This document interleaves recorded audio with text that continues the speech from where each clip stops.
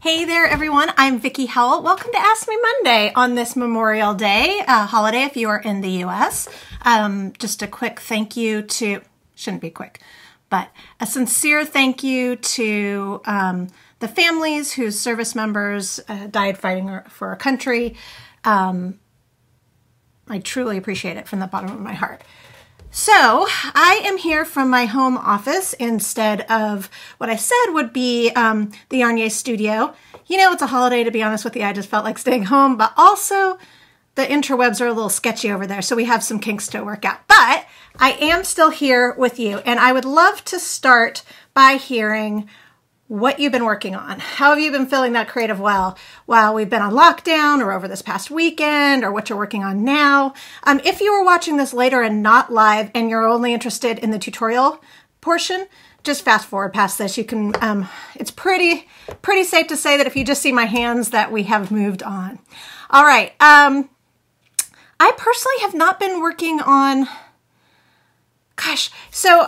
I started cutting out a pattern for the rose pants by Made by Ray because I'm trying to do more sewing, but I got waylaid by some Yarnier work, and so I haven't done a ton.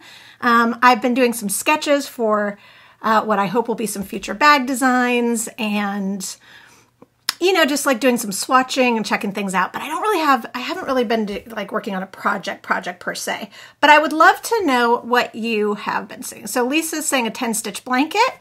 When you come back, Lisa, make sure to post a link to that. That sounds really interesting. Debbie's watching from Buffalo, New York. Brenda from Mississippi. Jessica's working on a king-size patchwork blanket. Good job for your fortitude. And Anne is working on the night shift shawl, which is beautiful, and a beeswax wrap. Those are both beautiful patterns. So please, if you, it's kind of hard to do it live, but if you want to come back to the comment section later and post links to any of these patterns, or if you've got a great recipe, we all are eating home more now, so that would be great too, or some form of inspiration, please consider the comment section of this video your community boards in hope that we will all inspire each other. So without further ado, I think I want to jump in. First though, I want to just give a shout out to Knitter's Pride, Knit Pro. If you are out of North America, they have been supporting Ask Me Monday. It is because of their support that I can be here with you 3 Mondays a month. And so we so appreciate it. And all of the needles and hooks that you will see me using today are all theirs. Specifically, I'm going to just give a shout out this time to, you can see I actually use it because it's not put, you can also see I don't stay organized. The Smart Sticks circular needles, they also have them in DPNs as well. And these are an interchangeable set, but as you can see, they have different increments. It's 2.5 centimeters if you're out of the US, or 1 inch increments if you are in the US. And then it also, those increments carry along on the cord. So you can use it as you're working, as you're knitting, to measure as well. Okay, and I will have links to everything I show you today, including the Knitter's Pride tools at vickihowell.com. If you know anybody that is interested in, you know, this tutorial, which I haven't even told you what it is yet, maybe you just read it, or any knitting and crochet tutorials, please share this video. It really does help. All right, so some of you may remember, gosh, it's been maybe 2 years, maybe only a year. I talked about chain plying. It has sometimes in the past been called Navajo plying. We know better now. So I have started referring it to chain plying, which is also a weaving term. So what that is a technique where you triple strand your a yarn to create a thicker yarn. So why would you do that, you ask? Like, why wouldn't you just use the thicker yarn? Well, there's a couple different reasons. One would be just practicality. Let's say you have a, you know, bunch of fingering weight yarn in your stash, but all of a sudden a, you know, project comes by and you want to make, say, these Aran weight mittens. And you either want to just, you know, make use of what you already have instead of going and getting more, or as it is now, it's a little bit more difficult to just pop into your local yarn store. You should absolutely order online from them, but let's say you have to get making it now, like it's one of those, got to make it. This is a great way to use that lighter weight yarn. So something like this is my Mad Tosh Color Snaps to get like an Aran weight. And this is a Koigu color that they did for us back in Yarn. So you can use this to get sort of this. Now, it is not an exact science, so if you need something to fit as you would for a mitten, you absolutely need to swatch first. So that's one reason. Another reason is that perhaps you are not that into a lighter weight, a sock weight, a finger weight. Maybe that's just not your jam. But you'll notice that most of the super gorgeous, especially smaller independent line yarn lines often start with the finer weight gauges. Now, bigger companies, they'll run the gamut. But especially those really special small batch ones that you go into your LYS and it's like, this is somebody that's around the corner, or this is from our city or whatever. More often than not, this is going to be the weight that you find. And so it's a way, even if it's not your jam, to necessarily work in a lightweight, although I would implore you to give it a try because you don't have to work on the 0, 1s, and 2s needles with it. You can work on 6s or 5s or 4s and get a beautiful lacy look. But I digress. This is a way for you to not only support that dyer, but also get, a result that you really like. Okay, so that's practicality. So that's number one. Number two is perhaps you might be interested in playing with texture and drape. So I'm going to show you my pattern, or my scarf. I don't have my dress form. I took it to the studio, so I'm just going to have to use my body. So this is my You Might Be Biased scarf. It is made, it looks pretty thick, right? But it is made with sock weight yarn. What I did though is I alternated. See if you can see the light. You can see the light through it. What I did is use the exact same yarn, but alternated between chain plying and single plying so that you get sort of a dancing of both the drape, weight, so not both, all drape, weight, and texture. Isn't that so fun? So you sort of really make a yarn work for you, and it's almost, it becomes like a paint. Let me see if you can tell. You might be able to tell in the lighter color even better. So isn't that really cool? So this particular project, You Might Be Biased, I have a link at VickiHowell.com where to get it if you're interested in making it, but it's also, as the name infers, worked on the bias. So what I'm going to do today is I'm going to do a quick refresher on chain plying, because I'm just going to assume that not all of you saw it and or remember it from when I did it before. And then we're going to talk about adding a color. We're going to talk about knitting on the bias. So if you choose to make this scarf, you've got all the skills. And I'm going to talk about how to use chain plying when you are crocheting. I've created swatches for all three of those techniques also at VickiHowell.com in the same post that all of this information is. Before I turn over though, I spoke a lot about sort of sock and fingering weight yarn. I wanted to also reference that you could do it with worsted weight to get a chunkier weight. That isn't these two, but the colors look so pretty together. I'm just going to show them to you. But you know what I'm saying. So if you did it with something like this, actually this is an Aran weight, but a little bit lighter, you could do something like this. So let's say you wanted to make hat like this chunky hat from my book, The Knit Vibe, but you only had worsted weight, you might try this. Again, really important to check your gauge because it is not in any way, shape, or form an exact science. Okay, so to get started, what you need to do is you need to start by actually chain plying. This chain plying is just another way of saying finger crochet, really. So what I'm going to do, let me see. I think it might make the most sense for me to flip the camera over, but because it can be big, I'm going to do it this way. Then I'm going to flip it over so you can see more of my hands. All right. And for everybody, I said to fast forward until you got to my hands. I realized normally that trick works, but not this time. Okay. So you're going to make a slip knot just like you would anytime you need a slip knot. And then you take the strand of yarn, you put your pointer and your finger or thumb through the loop and you pull through. And you'll see you'll get a chain. And that is your first sort of chain ply. So you just keep doing this. And you can do it in small loops like this. Or you can do it in, and this is why I didn't want to flip it over, you can do it in long strands like this. So this obviously will go faster if you do it the way I'm doing it now in long strands. The smaller loops, like you see here, will give you a little bit more texture. So I encourage you to just play with it and see what you want. You know, play, see how it looks, and go from there. Okay, now I'm going to show it to you again, but I'm going to flip the camera around. So just give me a second, because you know this is never pretty. Okay. So, give you some room to see things. So I have got my fingering weight yarn, and this happens to be my Mad Tosh color piece fingers. And I still have a few hanks at yarny.com. I'm getting more dyed, but if you're interested. Okay, so we start with a slip knot. And then from here, you're just going to pinch and pull.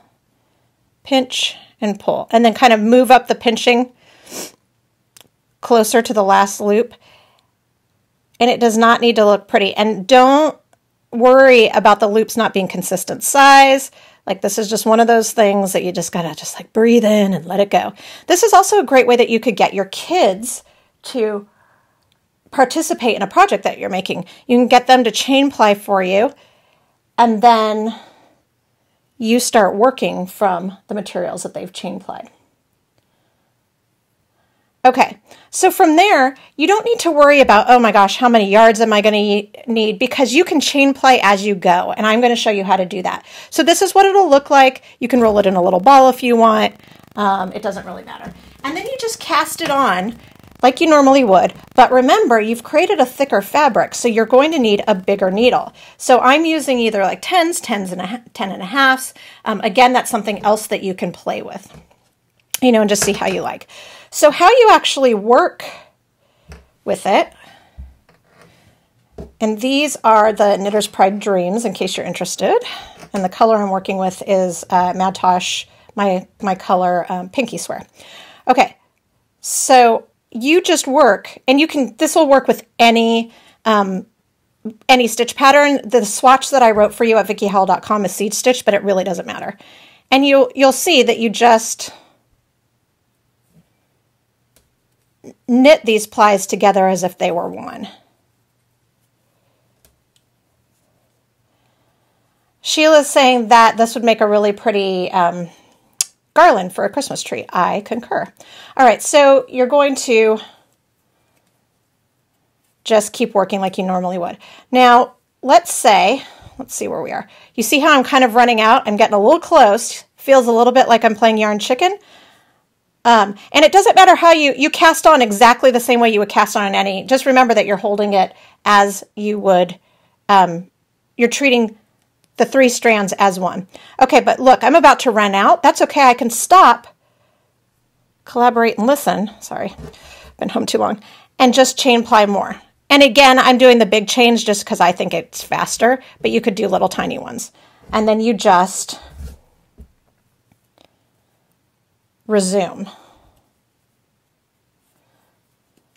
Okay, in a case, and then you would just keep going. And in case it's not clear, let me just show you what I just said.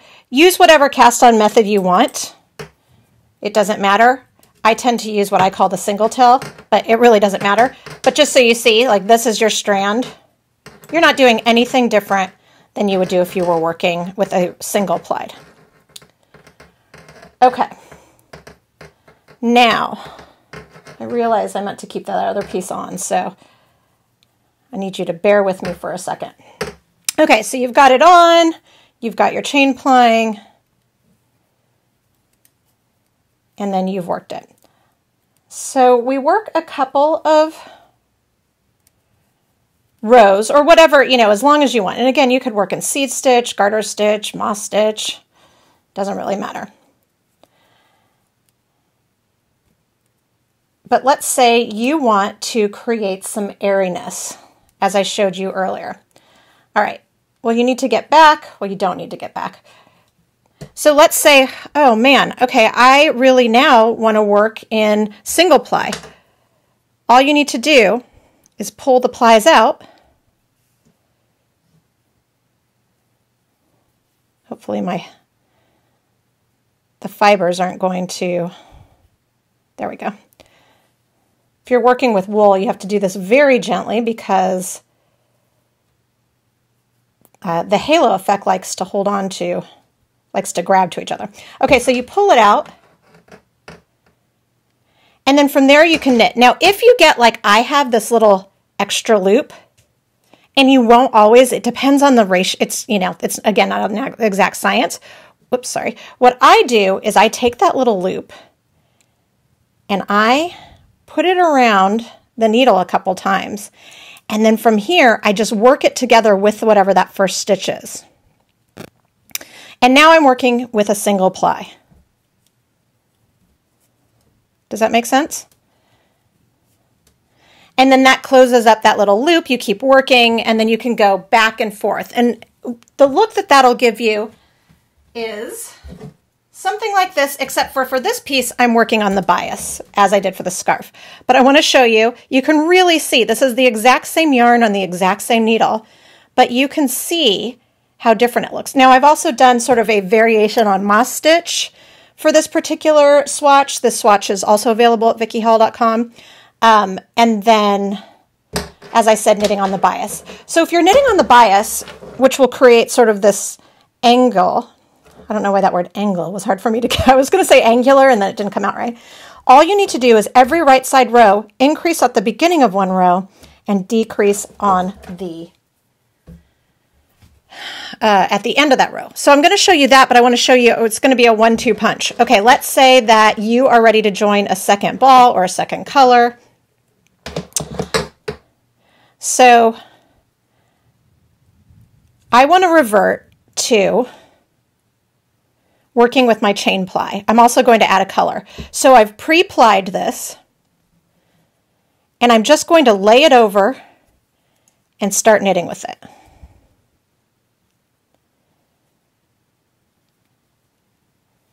And then from there, that first stitch is always, okay, so then I just work with it, but I wanted to also show you the knitting on the bias. So that would be a knit front and back at the very beginning, which is not at all what I just did. So let's try that again. I had a really short tail and it came unknit. So let me fix that. So what you do if you had a really short tail, which isn't ideal, and it comes off like that, you just push that loop through to create the stitch again. All right, I'm going to hold that better. Let's try this again. So we're knitting on the bias, and so if you're just joining, you would just lay it on and knit as you normally would. For this though, we're knitting in the front of the stitch, and then we're knitting again in the exact same stitch in the back through the back loop. And then from there, for this pattern, and you might have to give, again, the little strands a tug, you work to the last 3 stitches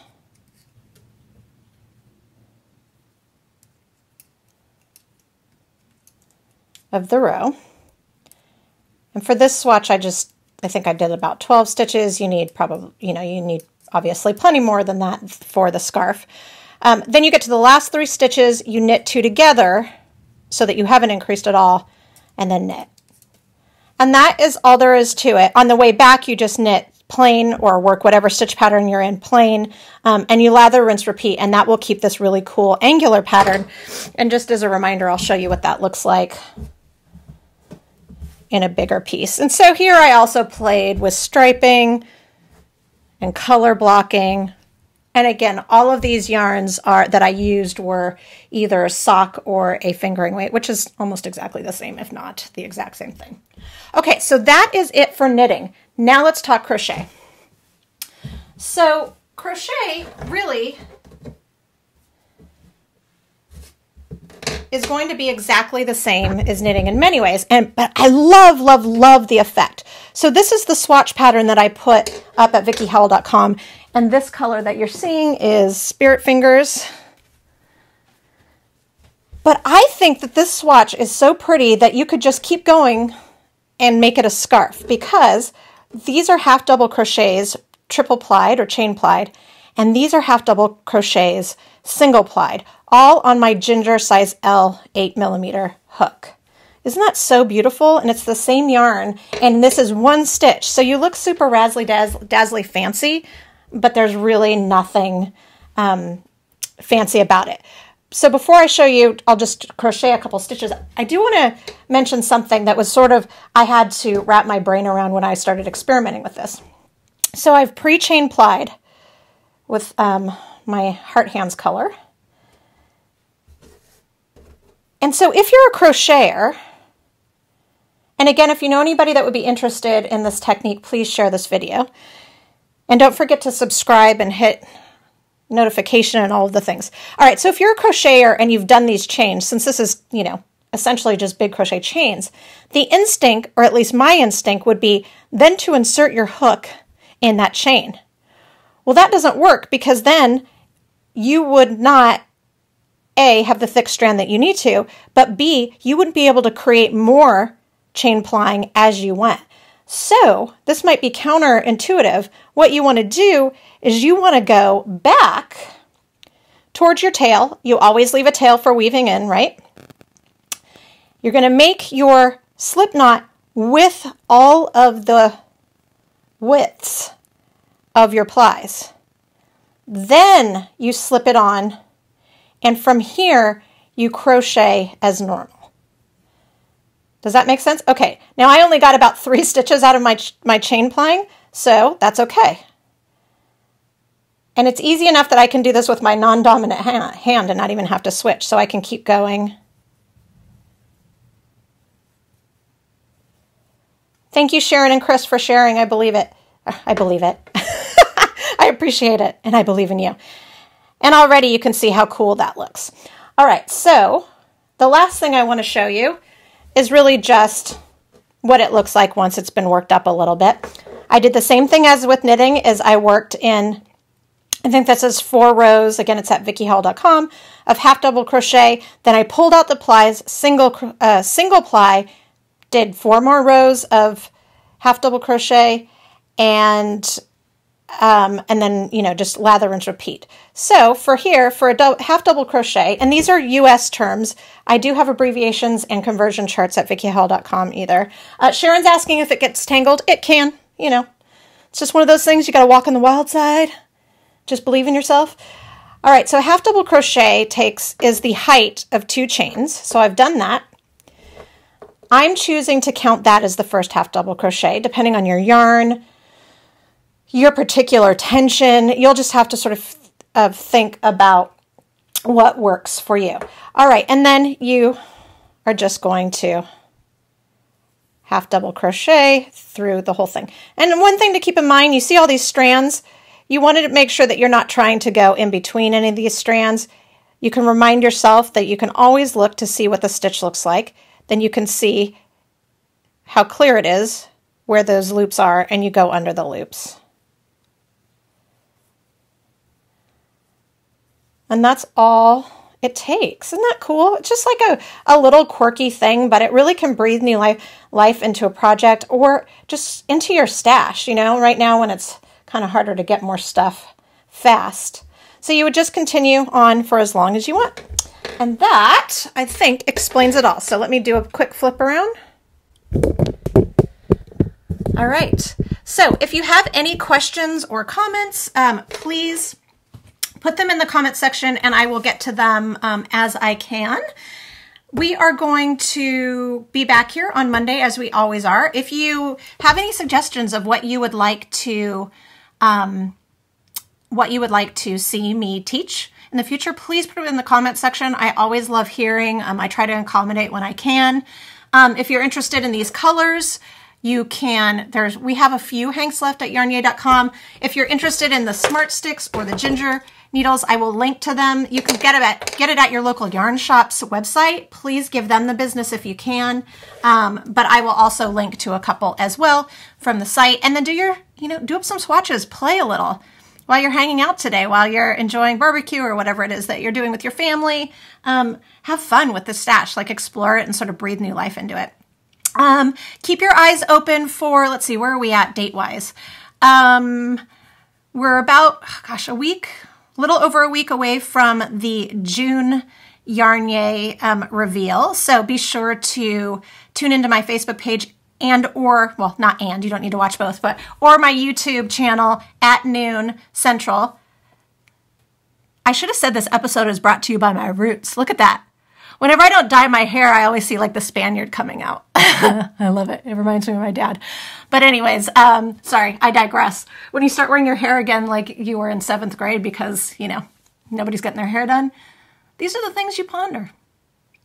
All right, everyone, it has been great starting our week together. I'll see you here, whatever next Monday is. I've lost all the dates. I'll see you again for the June reveal.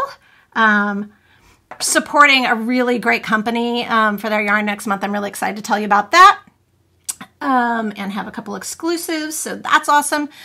And then, yeah, I'll just see you on the boards. Okay, have a great rest of your day and rest of your week. Bye.